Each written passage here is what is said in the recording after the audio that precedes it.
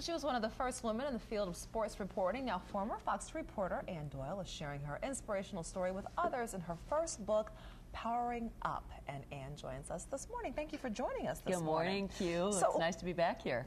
We're glad to have you back as well. What made you decide to write this book? What were you seeing or not seeing that got you fired up to write a guide for women in particular on how to get ahead in business? Fired up is right. And you know, the subtitle of this book, it's called Powering Up, How America's Women Achievers Become Leaders. And what fired me up is that in my adult lifetime, we have become this nation of women achievers. There are 3 generations of high-achieving women in the workplace today. But the fact is that when it comes to leadership, and I'm talking the very, very top in every single work sector, women hold only 18% of the leadership positions. And there's this perception that women are leading, and that's just absolutely not true. And so it's time for all these high-achieving women to take the next step and move up into leadership positions in big numbers. So what are we doing or not doing as women that's holding us back from taking on these leadership roles? Well, one of the biggest things that we're not doing is that we are not helping one another. And I have a chapter on each one of these generations because we're very, very different. My generation, we were the interlopers, the pioneers. Then there was the next generation, we call the insiders, and then this third, you know, the millennials, the young ones coming along, are the innovators. But there's a lot of dissonance between the 3 of us, and you know, we have not figured out what the men have known for a long time. The good old boys are all about helping one another. Right. We are never going to be one of the boys.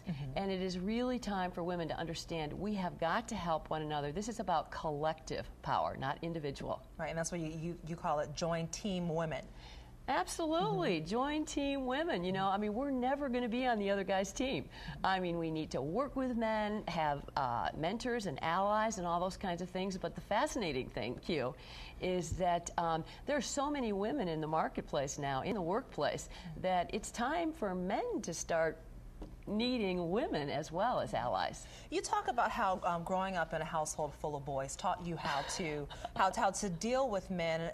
What would you suggest to the woman who, you know, had only sisters or was maybe an only child who did not have that sort of, you know, friendly ribbing and teasing and that taught you how to develop tough skin? How do you get past that? You know, that is great. I did. I'm one of 7 children. I had 3 brothers and 3 sisters, and I owe my brothers a lot for all that harassment as we were growing up. And you have to really build very excellent, strong, platonic friendships with men. And if you don't have them and you didn't have the benefit of that growing up, I just really urge women to work on building that because they'll really help you.